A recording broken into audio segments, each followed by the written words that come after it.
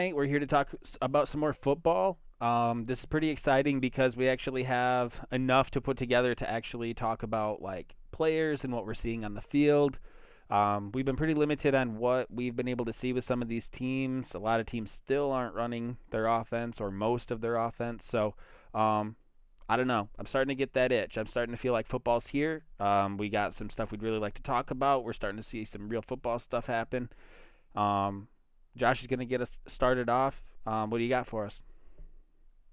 Well, let's talk about last night's game because it just happened. And the obvious thing being the Travis Etienne injury. He is officially out for the season. So, like, the big question now is going to be James Robinson and how far he's going to climb up draft boards. I mean, I'm expecting like a mid round, well, not a mid round, but a mid RB2, like in that range. If I have the draft board pulled up ahead of me right now, I've got these guys ADP. Is he going to go in that like Miles Sanders, DeAndre Swift range, something like that, like 16, 17? I can't imagine. I can't imagine him going ahead of guys like Joe Mixon, but right in that range, David Montgomery, Clyde Edwards-Helaire. Like I think it's probably going to get somewhere to that range, and it's warranted based on what we saw last year. If they don't bring somebody else in, Robinson's probably going to get the bulk of the work at this point. So, I mean, I guess the question I would have for both of you guys is how far, like, how early are you willing to take him? When I name off some of those other guys, is there names that stick out to you that you would be like, oh yeah, I'm definitely taking Robinson over that guy? I probably prefer all of the guys you mentioned over Robinson. Robinson had a great year last year. You can't take that away from him. He had a great year on what I think was a worse team last year than they bring in this year. I liked the draft pieces that they added. They brought in some free agents. They added Shaq Griffin at corner, who's pretty solid. They had the first round rookie corner last year. So I think they've tried to help with some of their, pass defense. I just think overall this is a better team. And James Robinson was like what borderline RB1 last year on a pretty bad team, and that's not easy to do as a running back. Now, like an undrafted rookie, right? Isn't that what he was? And that's what he did. Yeah, Yeah, maybe you don't take him ahead of guys like that. I mean, because some of those guys are young too, and some of those guys had like Montgomery had a strong finish last year.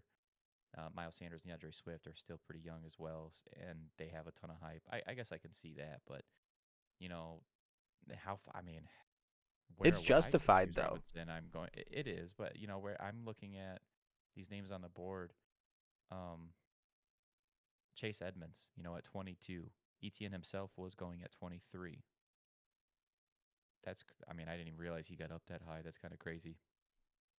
But okay, so maybe he's going to go towards the end of your RB2 range.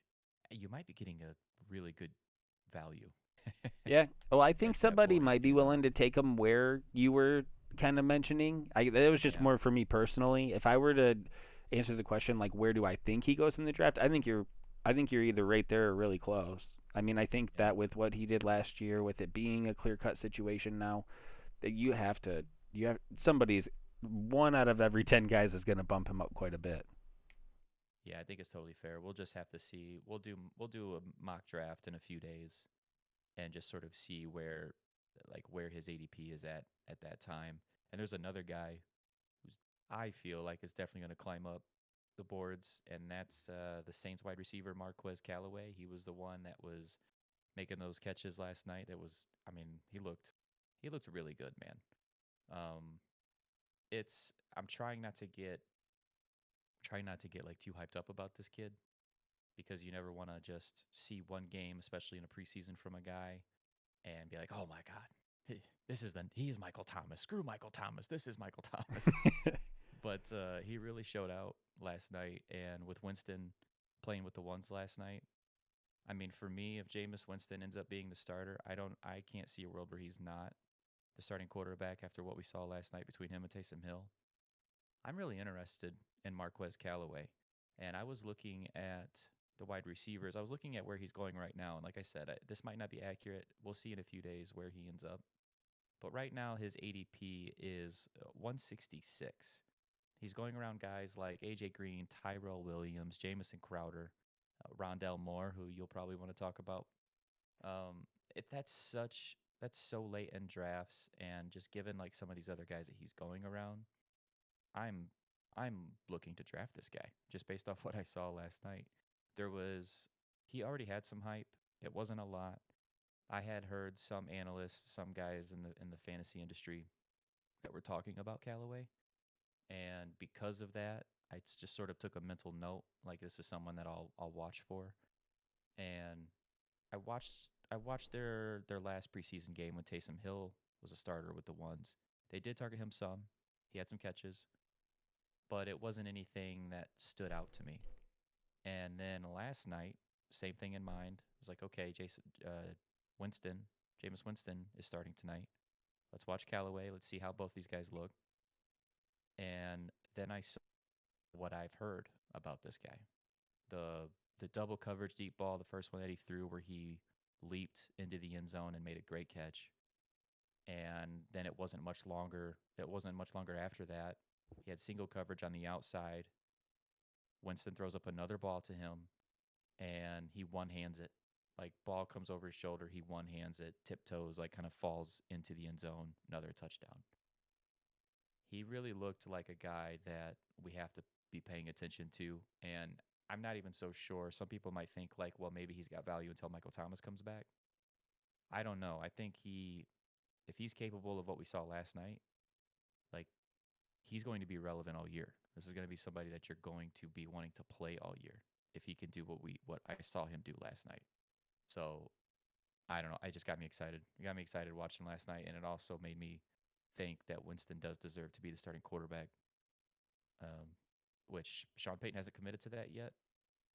I think he is going to. I mean, Taysom Hill looked like bad last night, so Well, that's where I'm at with it. another benefit of it too, like if you're not so if you think that Callaway is a guy that's going to come in and be a nice piece until Michael Thomas returns, okay, that's a sell high opportunity. So like you can still go get him for nothing. And if you think you're gonna get 6 to 8 weeks of production out of this guy and that's where you think it ends, go get him, sell high, trade him, a couple weeks before Thomas comes back, trade him when Thomas comes back if someone's still interested in him. But you can get something out of that for your last draft pick. Like you can't beat that.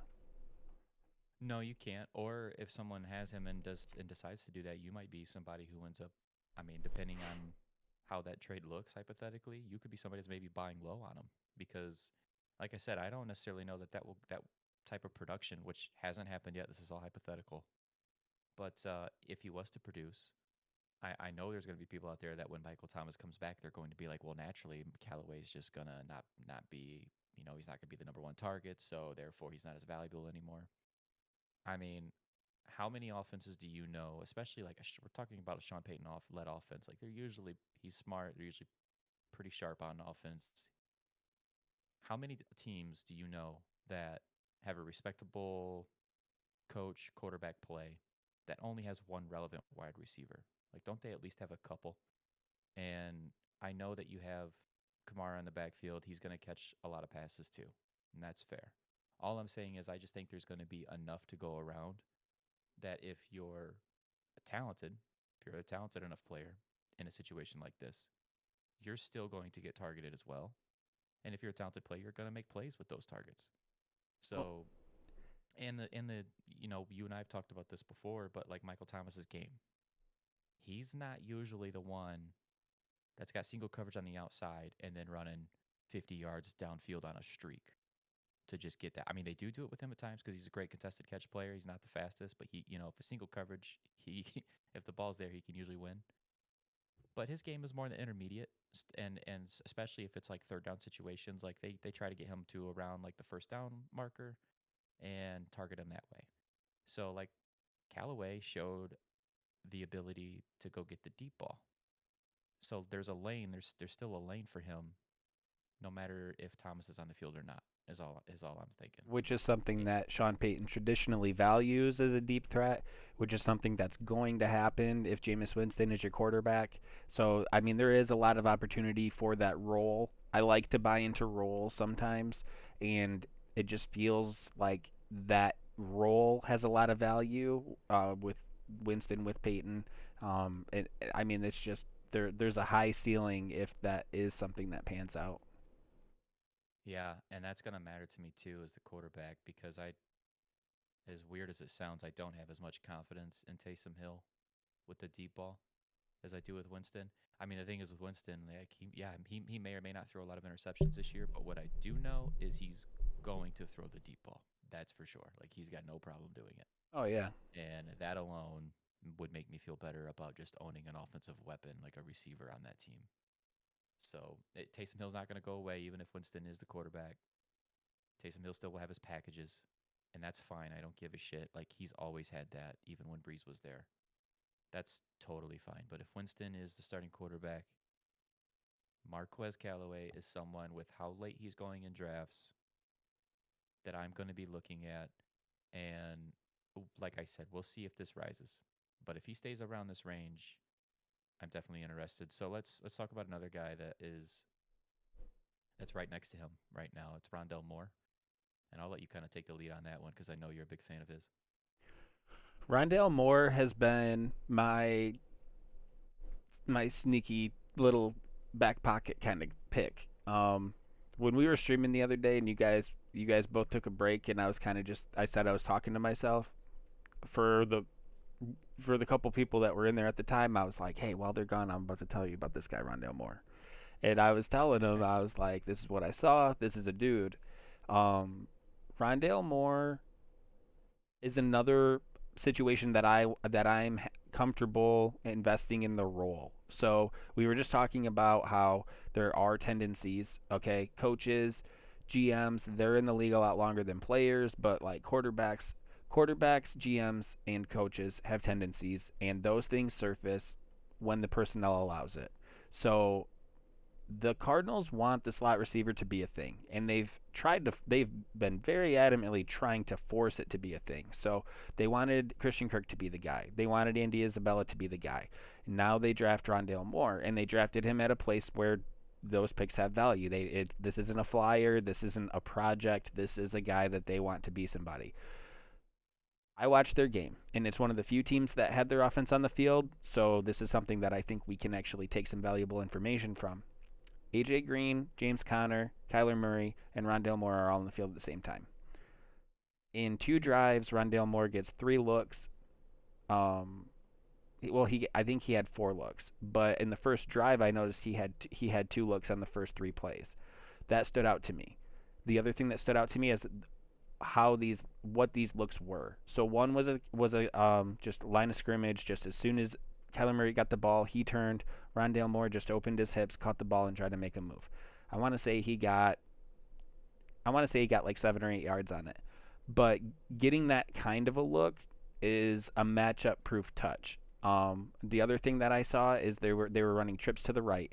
When they ran the trips to the right, they ran clear out with the other two receivers. They took the corners out down the sideline and they ran like a fade and a post, I think, but they took those guys deep with them.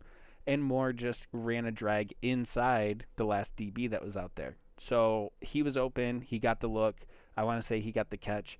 Um, they're creating space for this guy. They want to see what he can do. It may just be a little bit of preseason stuff, but the fact that they are running some kind of pick plays for him to get him open, the fact that he is physically, he's like fast enough, he can make people miss. There's a lot of opportunity there, and no defense in the league can afford to focus on Rondell Moore. I think that team has too much going on, even just between Hopkins and Kyler Murray. A lot of defenses have their hands full, and Rondell Moore is just, I think, in a great situation, and I think the team wants him to be there, and I think they want him to succeed. Well, like you said, with some of those other guys, like that you mentioned, like Kirk, like Andy Isabella, Fitz. Fitz was still playing with him. Those guys, they took turns. Not so much Fitz last year, but the year prior to that and many years before that. Like those guys have always had relevant weeks. There's even been stretches in the season where Kirk was relevant, like going off. All I'm saying to bring that up is not the players themselves, but just that there's an opportunity for someone else to step up and take that in Arizona. And I agree with you. I did watch those games too. I saw some of those plays you're talking about with Rondell Moore. There was obviously an emphasis to get him involved, And get and him I open. liked, yeah, and get him open and just sort of give him space and see what he can do with it. It was very interesting to me too. And just like Marquez Callaway that we were talking about, this guy, his ADP right now averages 168. Like, I mean, come on. We're talking about so late in drafts here. We're talking about like grabbing these guys and putting them on the end of your bench and just seeing what happens. And I hate to rag on a guy like Cole Beasley, but we use him a lot. I use him a lot to compare him because he's going in this range. Cole Beasley doesn't. Cole Beasley doesn't have the same opportunity in front of him that these other guys do, where like these guys could have potentially breakout years. We're not saying it's likely going to happen, but we're just saying there's a possibility and it's something to pay attention to. We know that Cole Beasley can't have that. Like we've seen enough Cole Beasley to know what he is, which is a good, reliable wide receiver. There's nothing wrong with him, but he's going about in the same range as these guys. He's wide receiver 51 off the board right now. Rondell Moore is wide receiver 68, so there's a decent gap. Callaway 66. I think that's going to change. But point being is you're already going to have so many receivers on your team at this point when you reach this part in the draft that like I want to take chances. I want to take shots on guys that could break into my lineup and be every week starters and help me win, not take third. And so these are the type of guys that I'm looking for. Another one of those, Michael Pittman. He's going in this range as well. Wide receiver 57 off the board right now. Average draft position is 151. Carson Wentz is back practicing again, which nobody expected, I don't think. I even saw, I don't know if how much is rumored and how much truth there is behind it, but I even saw today that he might start week 1. So, with that being said, I just want to mention that because Michael Pittman should be somebody that should be on your radar. It's a post hype sleeper type situation, if you want to call it that. He was a rookie last year that had a lot of hype and things didn't work out. Philip Rivers. I mean, there's some reasons why. Pittman showed some good things last year, and he was also hurt as well. And he's forgotten about. He's clearly forgotten about just given his draft position right now. Well, He is worth. if you were to look at Michael Pittman on paper, or you were to do the like faceless game, like sometimes I've seen where they'll like show stats but they won't tell you who's who, and then they'll be like, guess who these two players are, and it'll be like some shocker and like somebody you really know. If you were Mhm. playing that game with Michael Pittman, like on paper in the combine, and there's intangibles and there's obviously team circumstance, like you said, Philip Rivers was a factor. Um, Michael Pittman profiled most closely, in my opinion, to Chase Claypool coming out of the draft or at the combine at least, with like the numbers for the 40, the size, the speed. It was The very physical stuff. similar. Yeah. Yeah, yeah, I can agree with that to an extent. There, Claypool, and everybody wants Claypool. Everybody loves him. I mean, he had a stretch that I totally understand, and it's warranted. But it's kind of crazy how much of a gap there is between them. You know, I mean, where's Claypool going right now? But he's going early in drafts, and like Pittman's just totally forgotten about. He's going. I mean, he's going like right next to Jacoby Myers. Are you kidding me? Like, I mean, it doesn't even make sense to me. Um, Let me ask you this: How about have you seen Zach Wilson? Have you seen much Zach Wilson in this preseason? I watched their first game, Yeah, and the ball comes out of his hand really nice, and it seems as though he's it doesn't happen all the time, especially with a young kid, but from what little I've seen, it is little. It seems as though he's throwing to a very small spot when he's throwing. I know they've talked about his arm strength, but I find it interesting that I also think he's throwing to a very specific spot. Like he's trying to drop it in over the right, over the correct shoulder or on the backside hip. It just doesn't seem like he misses by much, I guess is the best way to kind of say it. It just seems like he's always got a very specific spot. He was trying to put the ball in. For the most part, he was doing a pretty good job of hitting those spots. he pretty accurate. And what you said, like his arm strength, like, it stood out to me. Like just watching him, it was obvious, and it's not. I mean, it looked different. It really did to me. I think to a lot of other people too, because I'm noticing now the reason I kind of mentioned Elijah Moore. He's a rookie for the Jets. I think he's primarily a slot player. He's and that's kind of, I know there's a little bit of a weirdness there with Jamison Crowder, and that's yet to be seen. Don't know how that's going to play out. But Elijah Moore had a ton of hype coming even into the draft, and then he lands with the Jets, and then automatically people are like, I don't know, like I don't know, and we don't know what to think about Zach Wilson. Well, Zach Wilson looks like he might actually be the real deal, and he's definitely targeting Corey Davis a lot. But we have to realize Elijah Moore is not on the field right now. He's hurt. He hasn't been out there. Corey Davis has went up. His ADP has went up over 6 spots from in the wide receiver. So he would have been like wide receiver 55. He's 49 right now. And every mock I've done since these Jets games, like Corey Davis just continues to be drafted early. Like he's going to continue to move, and Elijah Moore will be forgotten about because I don't even know if he's going to be healthy to start the year. But that's another candidate. It's another one of these super late round wide receivers when you're just looking to grab somebody who you're not sure about, but there's reasons to be optimistic. I'm always looking to attach my wide receivers to good quarterback play if I can. And Zach Wilson might have his growing pains, that's for sure. He really has impressed me so far because I didn't feel too excited about him, and I'm coming around on that to the point now where I'm actually looking at some of these Jets wide receivers and I'm like, maybe there's some real value here. And they've you know, got so they've got a good crew there. I felt the same way last year. I mean, Perriman was, I think, better than expected last year. But they got, for the names, they got good production out of those guys. My favorite sleeper pick for rookie receivers last year was Denzel Mims, and I wasn't shy about that. But his name kind of popped in my head when you were talking about post type sleepers with Pittman. yeah, Denzel Mims looked really good, and he in college, and he had a lot of like little things that he did well. I know that they had a bad situation last year in general, but mm-hmm.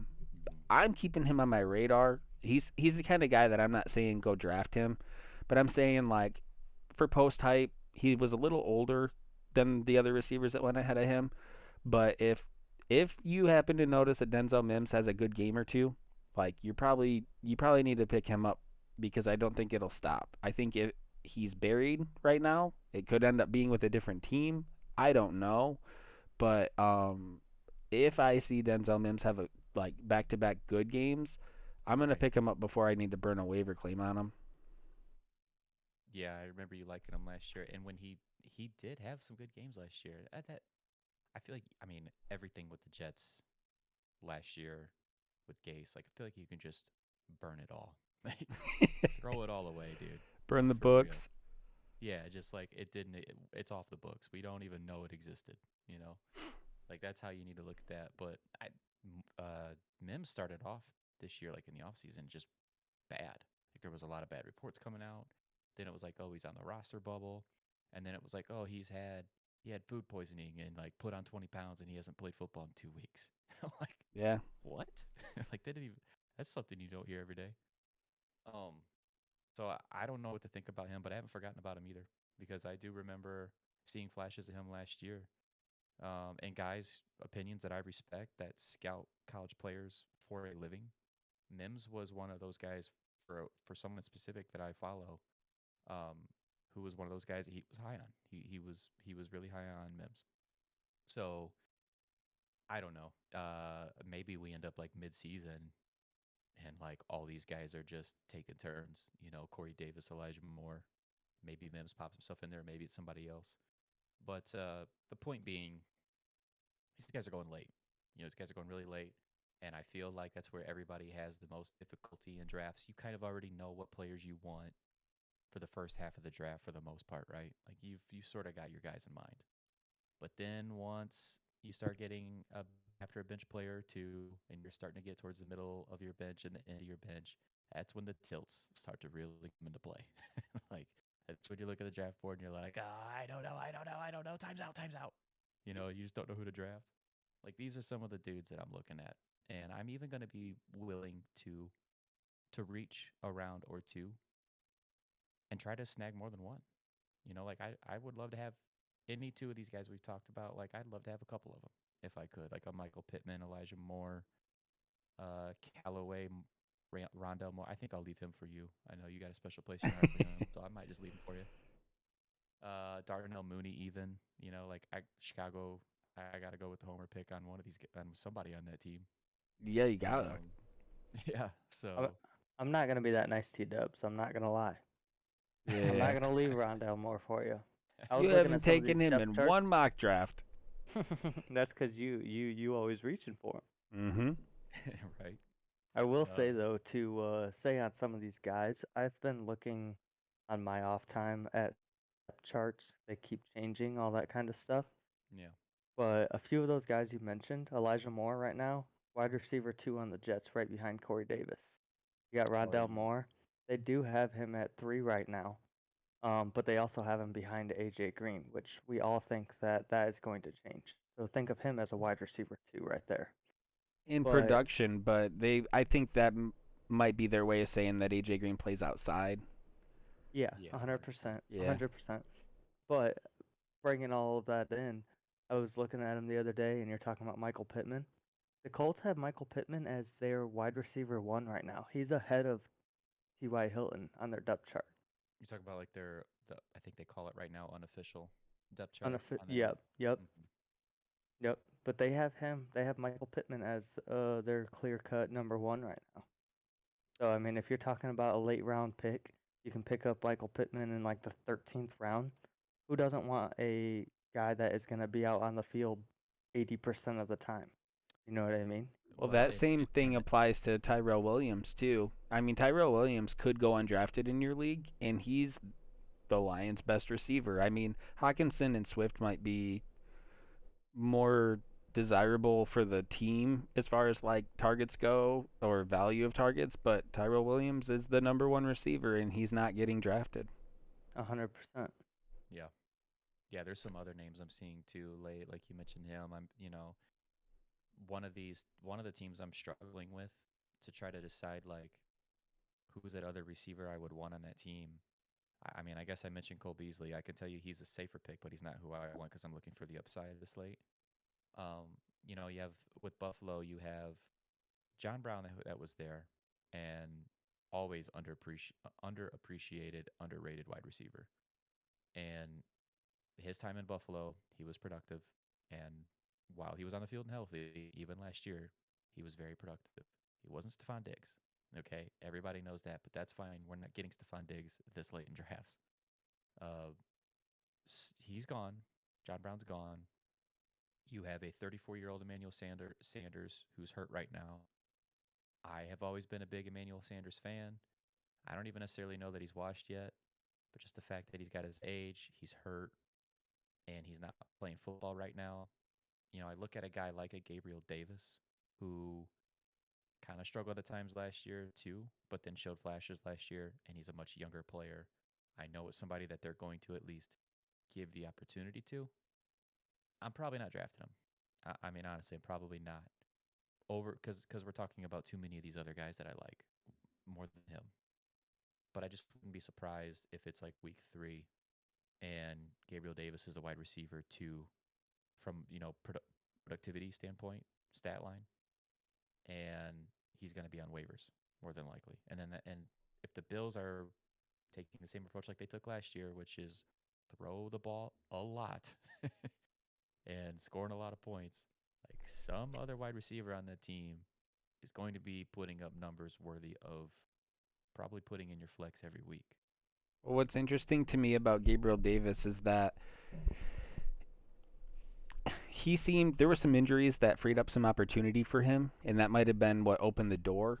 But for an inconsistent player, which I agree with, he did show some consistency within that inconsistency. And that might sound like it doesn't make sense, but he put together 2 or 3 weeks in a row. some guys will go out there and be inconsistent where you'll see one boom and then it'll be like four busts. And then he'll hit again like 8 weeks later and you can't. I'm more interested for like full season prospects for a breakout candidate in a guy that can do it for 2 or 3 weeks straight. Like maybe he needed to tweak something. Maybe he was tipping his routes. I mean, there's little things that can make a big difference, Right. but like if you do it for 2 or 3 weeks in a row, that's a lot more interesting to me than if you just do it 3 weeks throughout the year, like all broken up, 3, 4, 5 weeks apart. Right. Yeah, I agree. I agree. I think there's a lot of late round wide receiver options. Somebody or several guys in this group, they're going to be we're going to be a year ahead in drafts for the following fantasy football season, and these guys aren't going to be going this low because they would have made impacts. Don't know who it's going to be. Judgment calls. If there's a particular player you like, if there's a particular player you're sold on of that group or in that range, or even somebody we didn't mention, like if you want to hitch your wagon to Kansas City offense, and it's McCole Hardman for you, but like there's a lot of could go real bad, maybe no floor for these guys, never know, but really high, like potentially really high ceilings for some of these guys, and they're all, we're talking about wide receiver like 53 to 68 range, super late in drafts. Yeah. And I think there's a lot of interesting players there. And if those aren't your guys, but there are guys in this group that you are interested in, like if you think that the Rogers Cobb reunion is going to be a thing, if you're higher on Gabe Davis, if they're Tyrell Williams, who I might not draft, but like for the sake of the discussion, he is a wide receiver one on a team. If you know that there's guys that you like this much that could go undrafted, use that as your opportunity to scoop up the first defense or a nice kicker because like waiting until the last round's fine, and I think we all do that or like to do that.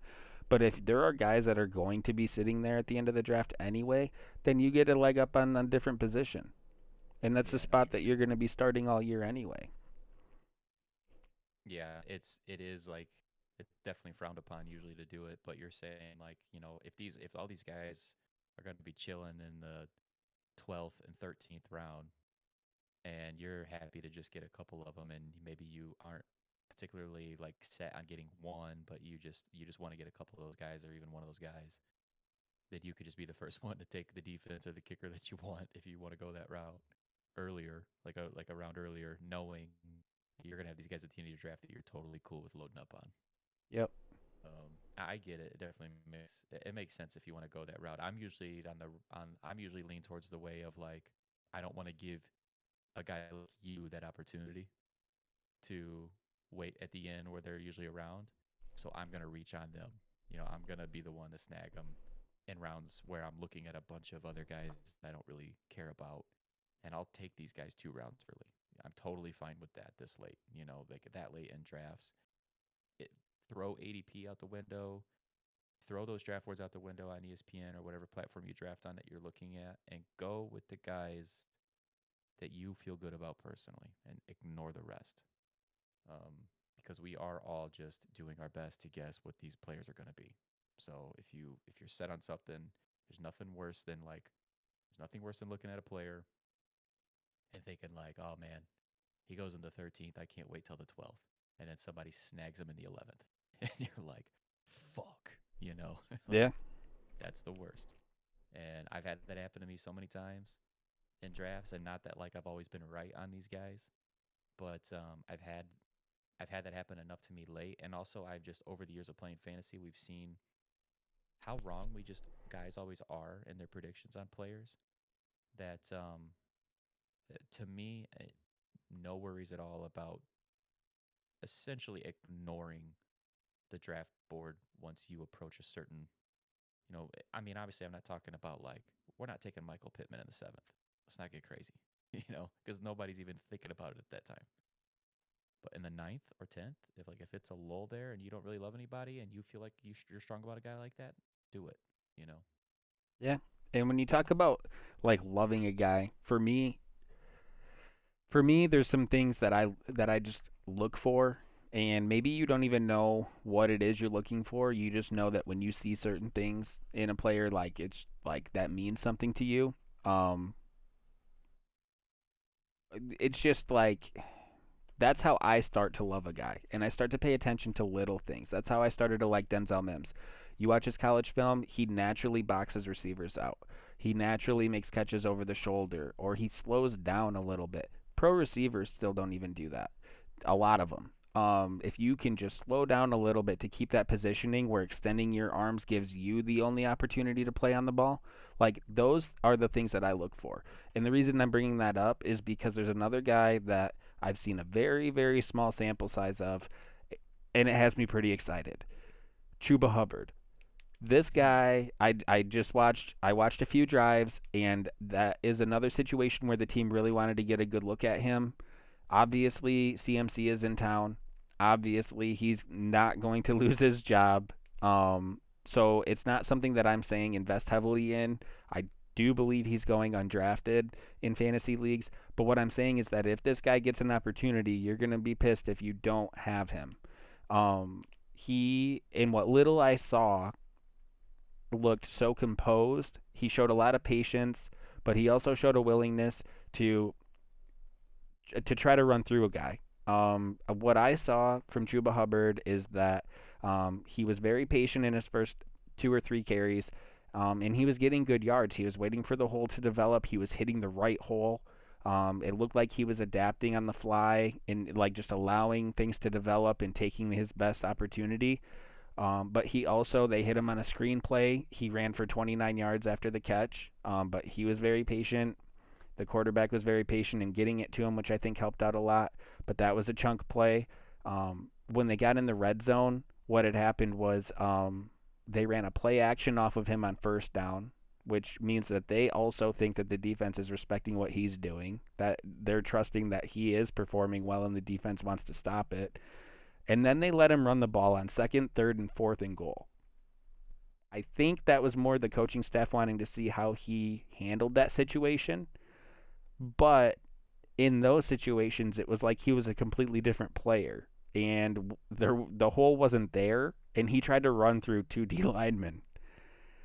He didn't do it, but the willingness to try um, said something to me. I think he's a versatile player. In two drives, he showed that he can catch the ball, he can run after the catch, he can be patient and adapt to the to his blocking, and he will hit somebody. And he never once went down easy. That was another thing that I really like to see in a player. Every time he was getting tackled, he was fighting. He was trying to drag a leg a little bit. I mean, he knew when the defense had him, but he didn't make it easy on anybody. And I'm telling you, it might be a year, it might be 2 years before this kid gets a shot. But if Chuba Hubbard gets an opportunity, or if he starts getting some touches because they want to lighten up CMC's workload, which I would want to do if I were the Carolina Panthers, I think this kid could do quite a bit with 10 to 12 touches. I think it would be beneficial for Carolina and for CMC to lighten his workload a little bit. I don't know if they're going to do it, but I mean, if there's any time that they would, they haven't so far. But if there's any time where it would make sense where they would, wouldn't it be this year? Yeah, After seeing what happened last year, yeah, and not only the injuries, and he just wasn't out there, but he's also just another year older. He's still young. I'm just saying it's another year, and we just saw him struggle to stay on the field last year. We also saw when he wasn't there that, I mean, whatever you want to think of Mike Davis, he's a competent back. I don't think he's as capable as a CMC is, but he's good. He's a competent back.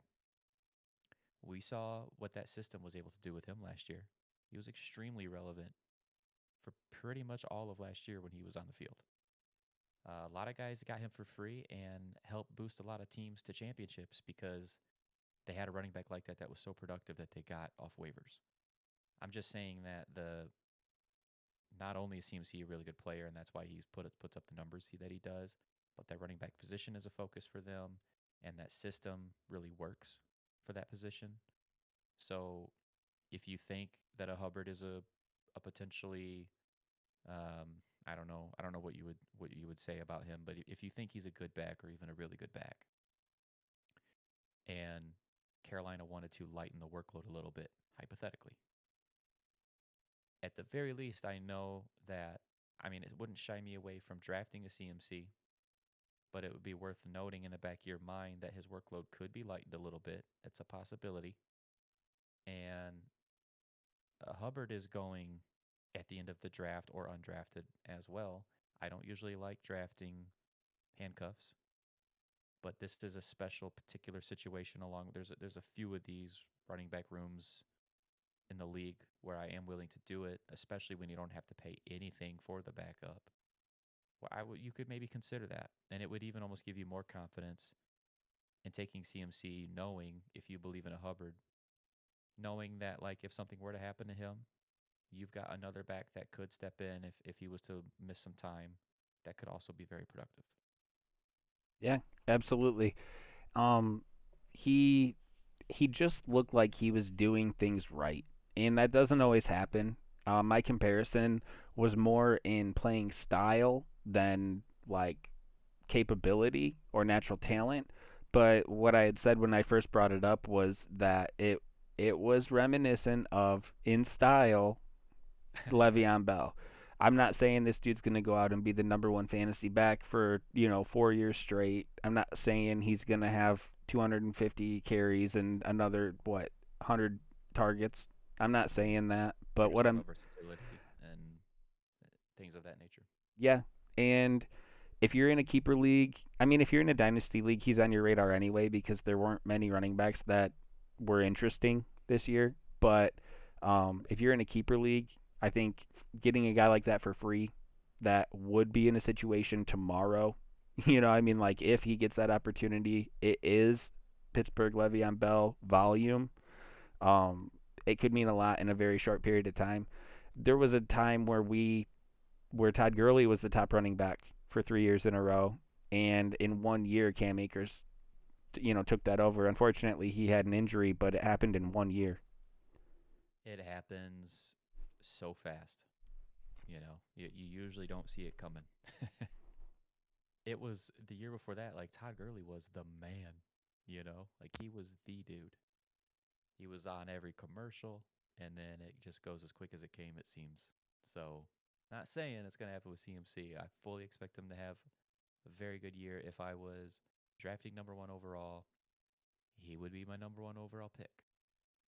But it's I hear what you're saying, and because you mentioned him, I'm gonna pay more attention. I'm gonna go back and watch Hubbard's film. I'm gonna go watch him play in this preseason so far, see what we can learn, what I can learn from it, and it's just something to keep in the back of your mind. If Yeah, we're I if mean, we're on, if you invest in bad things happening to fantasy players, you will lose. Like that, don't do right, that. But right, keep these things in the back of your mind. This is sleeper territory. This is put him on your watch list because he's probably not getting drafted. But you might be in a league where you're the only one that has interest in him. You realize you got a couple dead roster spots. It's midseason. Maybe CMC's production's gone down the last couple weeks. You can see guys fade sometimes before the injury comes out. And if CMC's numbers drop quite a bit, like his average, you'll take a look at his touches versus his production. And if the averages are starting to come down over a 2 or 3 week stretch, that's when you're like, okay, I have a roster spot and I'm going to go lock this up. sure, yeah, I can get behind that for sure. Because there's we don't have to talk about too much more if you don't want to, but because we are on running backs and because you mentioned Cam Akers, it's just sort of a natural transition that I just something I want to bring up real quick. Did you see that Henderson is already hurt? I did not. He has. They're making it sound like it's not. I'm trying to pull up the article. They're making it sound like it's not that big of a deal, and so maybe it isn't. It probably isn't. It was a thumb, so I mean, it's not like it's an ankle or something like that. But it was. I think they called it mild, like quote mildly sprained, and that he should be good to go for week one. So maybe a non-story, maybe not that big a deal, but it is a reminder. At the very least, it's a reminder. You Yeah. know that Daryl Henderson, this was kind of an issue with him last year, or it was a problem with him last year. Um, on top of that, Sean McVay has talked about his concern for Daryl Henderson's health long term and wanting to, they want him to be their lead guy, but I think he's made it pretty clear that he doesn't intend for Daryl Henderson to be a workhorse back. I mean, and why would you? I mean, it would just make sense that he wouldn't be a workhorse because you worry about him being able to sustain that. So there's a couple backs behind him. I think it's Xavier Jones, who I'm more interested in, and then Jake Funk, I believe, is the other guy. Yep. Some people are Funk believers. I don't know. Maybe. The truth is, probably neither one of these guys really are going to matter. Xavier Jones came from a smaller school. I think it might have been a MAC school. It's actually escaping me which school it was right now. I watched a lot of his college film, and the dude kind of balled out his last year playing for them. He's really good at change of direction. He can change his direction and not really lose much speed. And he's a as well. He can catch the ball, all those things. Just a guy that I'm throwing out there. I don't got to talk about it too much, but we were talking about running backs, and you mentioned Cam Akers. So I just want to mention Daryl Henderson already kind of hurt. We think he's going to play week 1, but we're not sure about it. If I'm drafting Daryl Henderson, which I'm not opposed to, that's another situation where I might be looking at one of those other guys at the end of the draft just because that situation makes me a little nervous. Yeah. Um, they have run two guys quite a bit since the Gurley days too. Like the reason that we're talking about Xavier Jones and Funk is because Malcolm Brown's not there anymore, and I think Malcolm Brown was even underrated. Just a big bruiser type, like gonna be on the goal line. He's kind of a reason why I'm a little bit worried about Miles Gaskin, even though I know Cameron brought it to my attention and I went back and watched Gaskin play in this last preseason game. He did look good. He definitely looked good. He even had a couple nice catches, one really nice catch and a nice play. But what the benefit he had last year was his extreme workload, and that might go away to an extent this year. Sorry, I didn't want to steal your thunder, but I did want to mention that. Yeah, Cam, you were putting us on Miles Gaskins. What were you seeing when you were watching him play? Cameron might not even be there. He might have left us. He might have. No, he brought up how Gaskin looked, and I went back and watched. I don't know if you did. You probably didn't, but he looked good. He did definitely look good. But also, all three backs played, and Brown did get a goal line carry that he put in the end zone. One where he just lower the pads right up the middle. Here you go, motherfucker, and just shoved it down their throat and scored. So Gaskin had so much work last year, and then he eventually got hurt. We'll talk about smaller backs. Gaskin's not a very big back, but I don't know if that offense is more productive this year, if Tua's better this year, which a lot of people believe that will be the case. If you believe that, I think Gaskin is still, even if it's some sort of split backfield, he's probably still the lead guy. And so that has some value, no doubt about it. I just Yeah. still feel like he was going a little bit earlier than I felt comfortable with. But if he slips a round or two in your draft from what his current ADP is, I would still be willing to draft him. It's just don't go into that expecting that you're getting 18 to 20 touch a game, including the red zone goal line work, Gaskin, like you got last year for a while, because I don't know that that's the case anymore. Well, the interesting thing about Miami that I think can add value to Gaskin and Brown, probably more Brown, is they added Waddle, and Devontae Parker is a nice receiver. So Mm-hmm. typically, quarterbacks take a step in the positive direction their second year. Um, their defense was really good. That team can move the ball. I think what I'm getting at is that I think that they should be able to move the ball pretty well this year. but that nobody really stands out as like the guy that they want to force the ball to in the red zone. Gesicki's good, and they move him around, but I didn't get the impression that they have a force when they get into those inside the 10.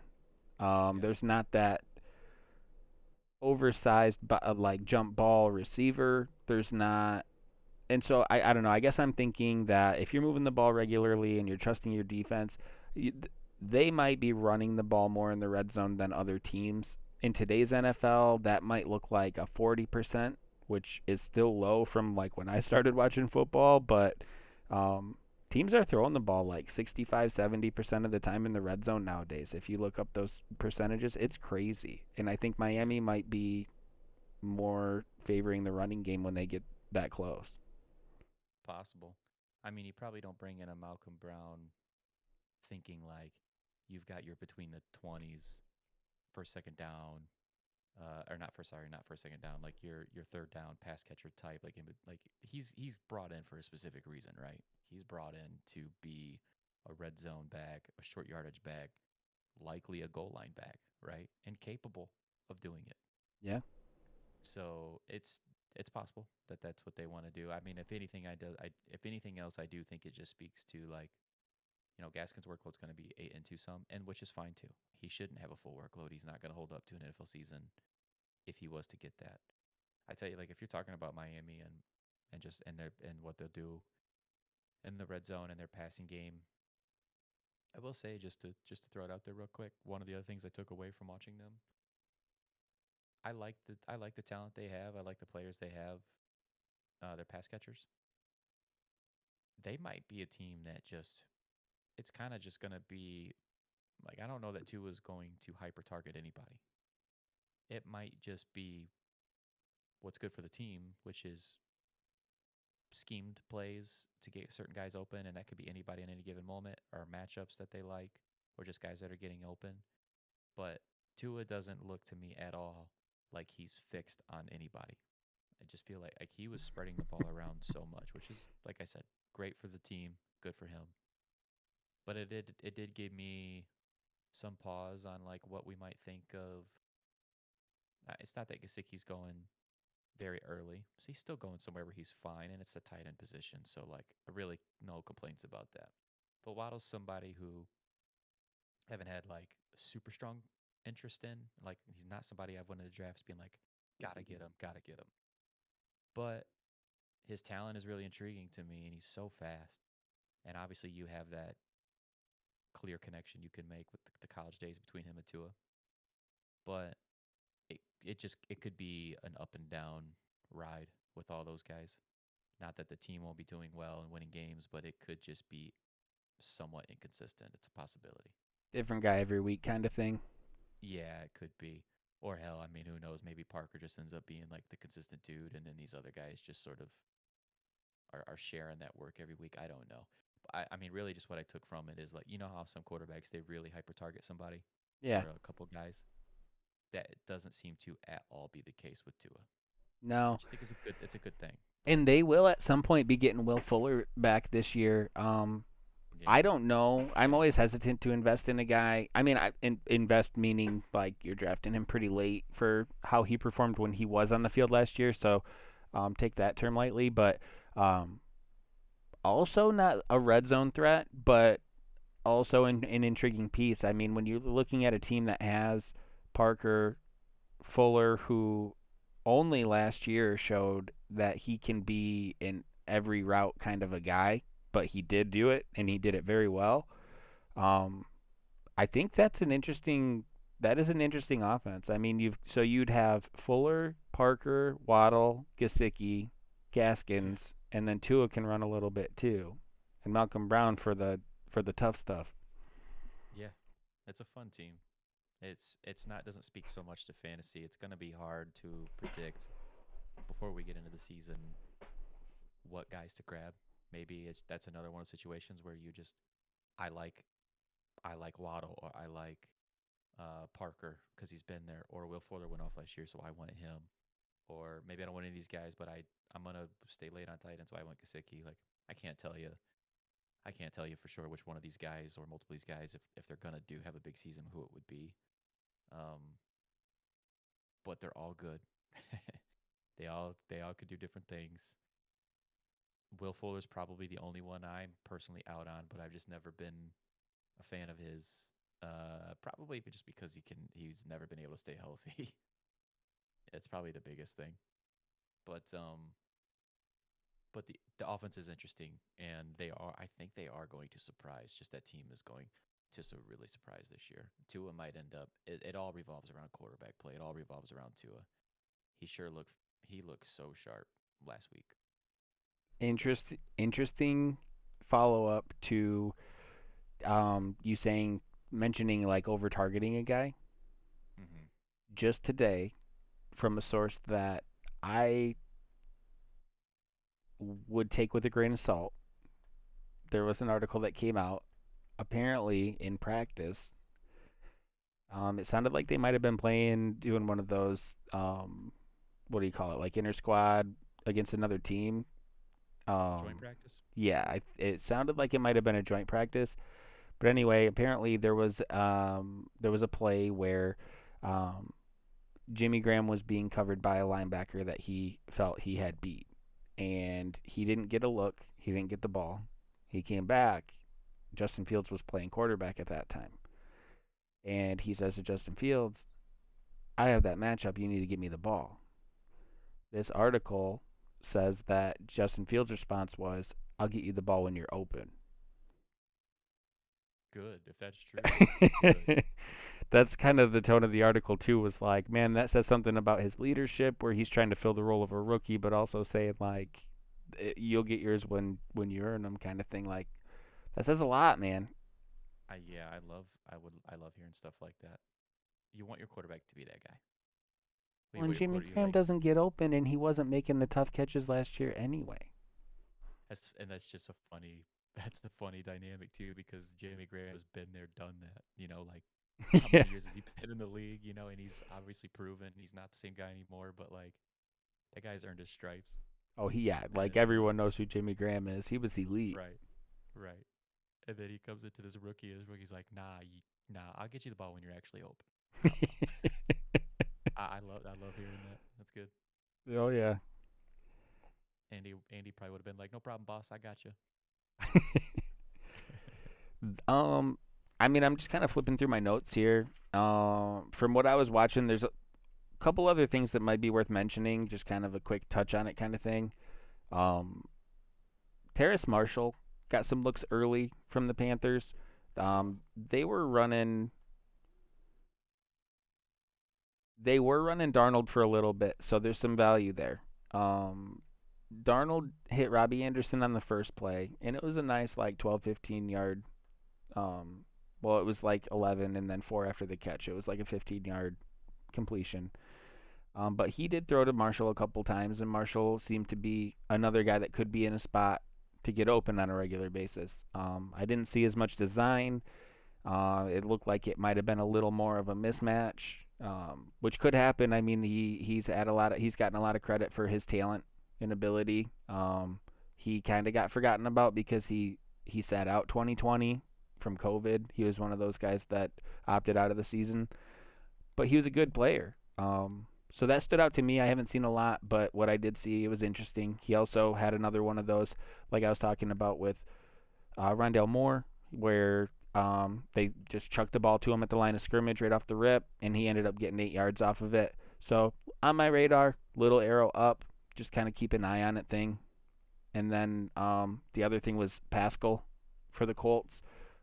He got a lot of looks. Ellinger was playing quarterback, and I think we both agree that that doesn't really mean much. Um, so I'm more paying attention to the role. I want to know if they were giving him a chance to earn a roster spot or a starting spot, or if this is something that they're getting a feel for their offense and this is what they want to do. So definitely worth just monitoring, kind of deciphering what that might mean. But definitely stood out to me. He got a lot of looks. Okay, that's worth paying attention to, because we mentioned Michael Pittman, and it's probably the one that is the one that most people are going to bet on. but that's only one wide receiver on a team. We don't know what T.Y. Hilton is anymore. Maybe he ends up being the lead guy for all we know. The point is we really aren't sure. So it's not like we could just look at a guy like Pascal based on what you've seen too and just write it off automatically, because we really don't know. Right. And Terrace Hilton could Marshall be is more of taking those slot reps too. It looked like Pascal was getting a lot of slot reps, and that could be Hilton when the season's going too. oh sure, yeah. To speak to you on Terrace Marshall real quick, I'll just say he is another one of those guys I mentioned with Marquez Callaway. I had heard like some guys in the fantasy industry mention him, and not a lot of people, but just a few. And then he kind of, it seemed like he kind of showed it a little bit that there might actually be something to that to his play. Terrace Marshall's another one of those guys where I've heard not everybody and not many, but I've heard a few guys talk about him and mention how much they believe in his play. So I do think he is also for sure worth paying attention to. Not going to be someone I want to draft personally. I really like DJ Moore and I really like Robbie Anderson, but gonna watch for him. And Yeah. if someone out there really believes in him, I mean, he would be another one that's going at the end of the draft you could throw on your bench. But yeah, that's another name that not a lot of people are talking about, but they might be. They might be halfway through the season. Well, I don't have anything really more to touch on. We think we've talked about a lot. Yeah, I mean, I think we covered what the league has allowed us to, but it felt good to talk about some football. Felt good to talk about seeing some things on the field. I mean, I'm sure some of the names that we've mentioned might not mean much once the season starts, or you guys might be looking at it like, fuck are these guys talking about? But it's what we have. They're all, a lot of it's, a lot of them are indicators that we like to just keep an eye on. And where there's smoke, there's fire. I mean, if you recognize these names when you're watching football because of us, and then that puts you in a position to capitalize when when one of these guys does break out. I mean, that's what we're trying to do. That's what's more interesting to me to talk about right now. If you want to, we could just tell you draft Stephon Diggs if that helps you. I think you already know Right, that. right. So, yeah, for sure. And like you said, now that we've actually seen some of the starting quarterbacks play and some of the starting units, there's actually like some things we can kind of grab a hold of that are tangible, and not say that everything we see in preseason is, you can book it because that's definitely not true. But it's all we have to go off of right now. So when we're trying to put together our draft boards, like these are the things we're looking out for. For sure. And I mean, it started for us so many times like that. I mean, the preseason, if you see a guy doing little things right in the preseason, or if you see a guy that's fired up about making a big play in the preseason, that almost means more to me because those games, everyone knows that those games don't count in the win loss column. Those are football players. And when you get a good feeling about a guy, I mean, when his heart's in it, I mean, that's just a little icing on the cake. I think that goes a Yeah. long way. That's how you got on Antonio Brown when he was coming up. That's how I got on Tyreek Hill. And we ended up with those guys before anybody else did. Yeah, when you mix a talent with like a clear dedication to want to be better and want to make an impact, you mix those two things together. That's how you find a diamond in the rough before other people realize it. Yes, sir. All Um, right. yeah. So we're gonna just keep watching football because that's what we like to do. We're gonna, take notes, mental notes, written notes. I don't know. I'm getting too old to be trying to remember too much anymore. But uh, we're just gonna share with you, what we're seeing, and hopefully we have some useful information. I mean, reading Well, between and the then here, lines. I'm sorry to cut you off. I was just gonna say here pretty soon too, we're actually gonna have like week one football's gonna start, and then we're really gonna get to see the shit and talk about it. Yeah, we got 2 weeks. We're throwing some names out there that I don't think many people are throwing out there now. I think that's what we want to do. We don't want to tell you things you've already heard. We don't want to share too much of stuff you can find anywhere else. I mean, we do want to touch on the main stuff, but I mean, if you're looking at, we both agree there's a chunk in the draft that's just boring, or that you look at and you don't feel great about a bunch of guys. So if you can use that to your advantage, maybe find a couple guys later that you do feel good about or better about, and then do something else with that murky middle section of the draft this year. I mean, that could be the difference. It could at least get you off to a good start. Starting out 3-1's a hell of a lot better than like 1-3. Yeah, or at least having some guys on your bench you feel good about.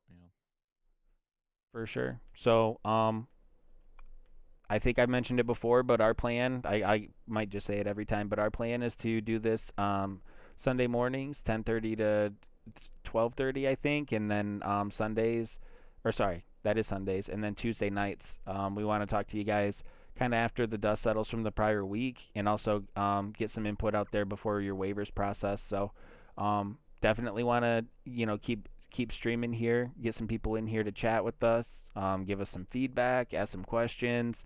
So yeah, I mean, if you guys are here, leave a comment, leave a like, um, follow us if you liked what we had to say. Follow us if you want to know when we sign on, so that you can talk some shit. We're cool with that too. But anyway, yeah, thanks for stopping by. Thanks for sharing your time with us. We appreciate it. Yep, appreciate it. Later.